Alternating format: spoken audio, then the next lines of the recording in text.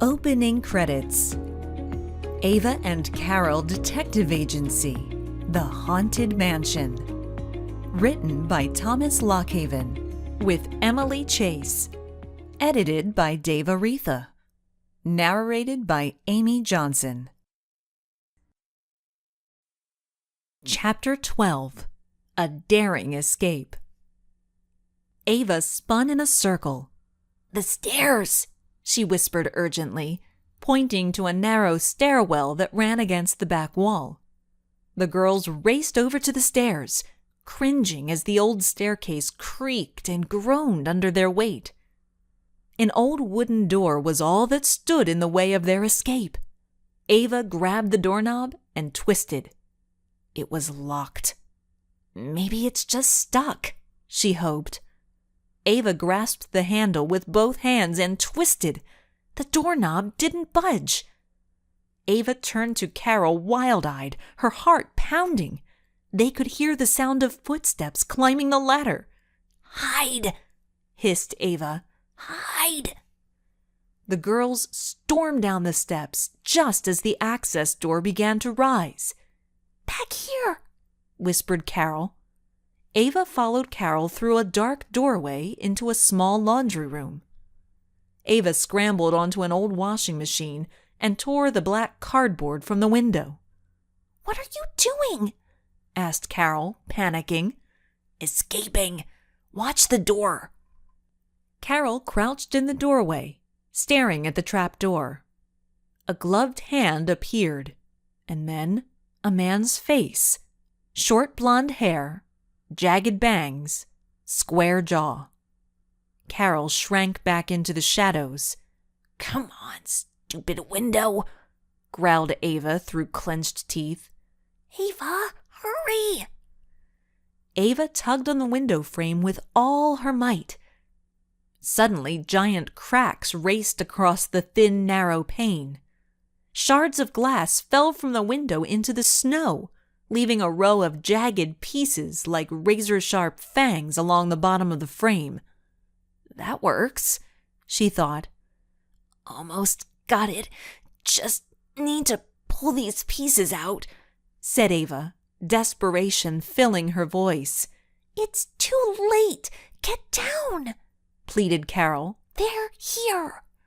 "I've almost got it," whispered Ava. "Stall them." "How?"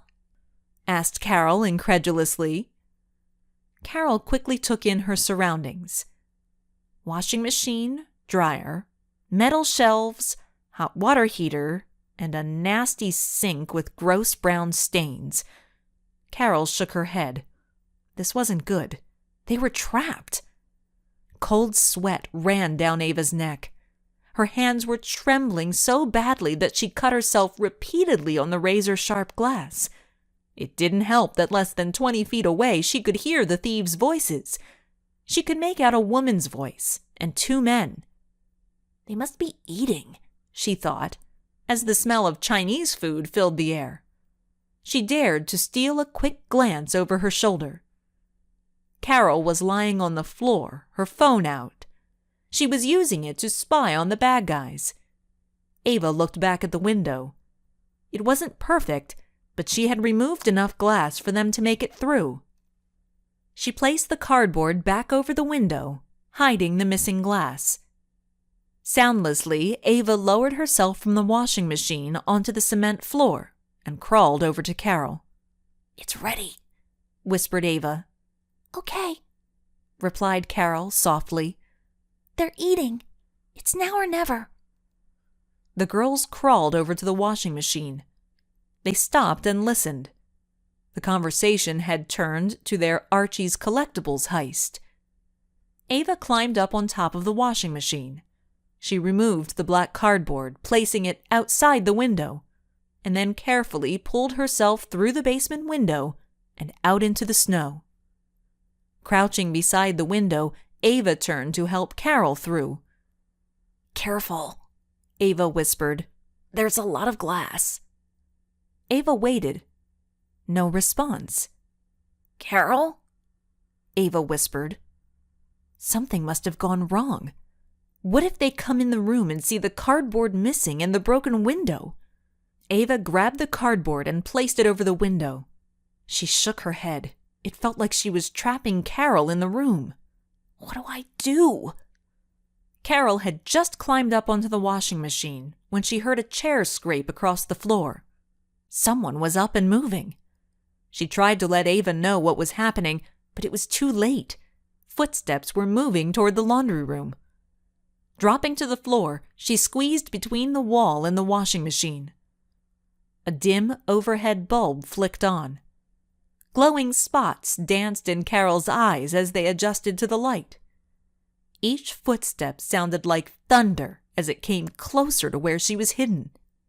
She willed her body to stop shaking. The footsteps stopped. From around the washer, she could see a huge boot and leg, and then a horrific screeching sound. This was it. It was all over. Carol mentally kicked herself. Get a grip. The screeching sound was merely the dryer door being opened. Air rushed out of Carol's lungs like a slowly deflating tire. He was doing laundry. Carol could hear the man breathing as he moved the clothes from the washing machine into the dryer. The man slammed the dryer door shut, and with a press of a button, the dryer whirred to life.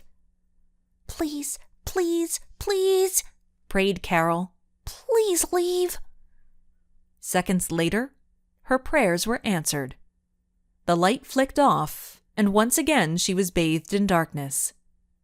Slowly, Carol crawled to the doorway. The man from the laundry room had joined a tall man with a blonde crew cut and a petite but athletic-looking woman at the chalkboard. The sound from the dryer was a two-edged sword. It would cover any noise that Carol made, but it also made it almost impossible to hear the bad guys. Carol made a quick calculation in her head. From the chalkboard to the utility room, at least 2 or 3 seconds. That was all she needed. Ava was going crazy. Carol was trapped and she had to get her out. Somehow, she needed to draw the thieves' attention away from the laundry room. The front door! Yes, she would bang on the front door and then... Ava jumped backward as Carol burst through the window, pushing the cardboard away with her head. "Carol! Carol!" screamed Ava, grabbing her by the arms and pulling her through the window. "You're okay! That was too close." "It was nothing," said Carol, replacing the cardboard over the window. She looked at Ava and smiled. "Come on, it's time to take these guys down." Chapter 13. Police Pajamas. It's a Thing. Derek was listening to music when he felt his phone vibrate. The text appeared on his screen. "Backyard, hurry." He ran to his bedroom window and looked out. Below, Ava and Carol were waving frantically. He threw his headphones on his bed and rushed downstairs. His dad's Christmas party was in full swing. He grabbed a jacket from a hook as he sprinted down the hallway and out the back door. "Ava, Carol," he yelled. "What's going on?" "We found the bad guys," said Ava, her voice filled with excitement. "You did? Where?" "We'll explain everything to you, but right now we really need your help," replied Carol. "Okay," nodded Derek. "How can I help?" "Is Archie—" Carol paused. "I don't even know Archie's last name. The guy that owns Archie's Collectibles, is he here?" "Yes, his whole family is here. It's a virtual who's who of Livingston inside." "What about Detective Edwards?" asked Ava. Derek thought for a moment. "I think so. I know Lieutenant Norris is here." "I don't know Lieutenant Norris well enough," said Carol. "Okay, I'll check. If he is, what do I say?" "We need you to discreetly let Detective Edwards know that we're outside and we need to talk to him. discreet being the key word. He's a family friend, said Ava. He won't ask any questions. Just tell him we need his help. Got it, said Derek, turning toward the door. Wait, called out Carol. One thing. Right now, we don't know who's helping the thieves. We have to be careful. We don't want to tip them off. I understand, he said, holding up his hands. Don't worry. Derek smiled. I'll just yell for him from across the room the moment I see him. Perfect, smiled Ava. You should turn off the lights when you yell his name. The more pandemonium, the better. Got it. Discreet pandemonium. I'll be back in a flash, said Derek as he disappeared inside. He wasn't kidding.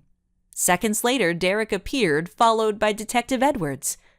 As always, the detective was dressed in an impeccably tailored three-piece suit, his hair perfectly combed above eyebrows that accentuated his dark brown, brooding eyes. A single hand-stitched snowflake adorned his festive ruby-red silk tie.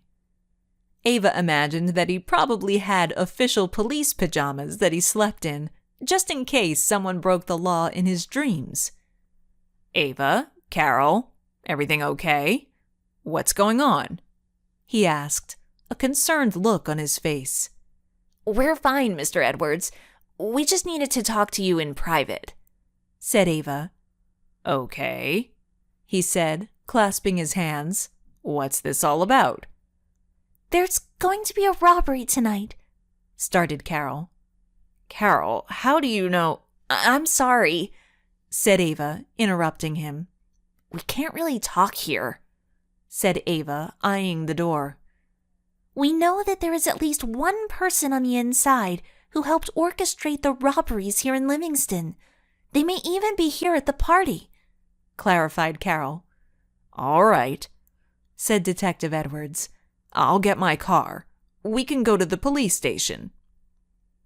Ava and Carol looked at each other and shook their heads. So far, the bad guys have been one step ahead of us, and if they see us going to the police station, it might spook them, said Ava. We have to proceed carefully. We know that we're being watched, said Carol.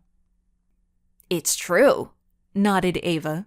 One of the bad guys tried to decapitate her with a drone, and they may have at one time tried to run us over with a car. Run you over with a car?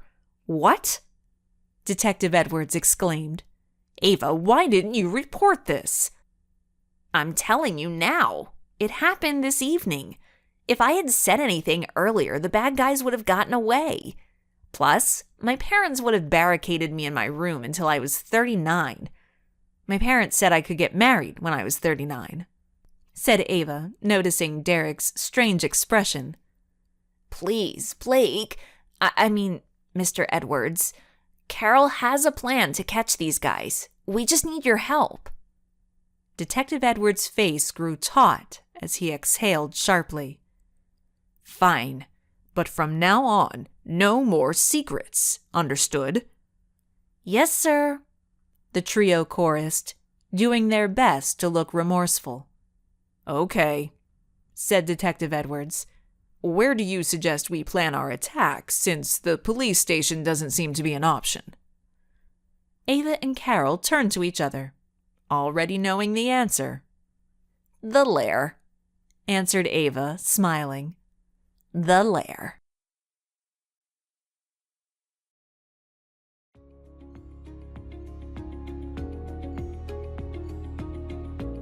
If you're enjoying Thomas Lockhaven's audiobook content, please like and subscribe. It's the best way to help out the channel.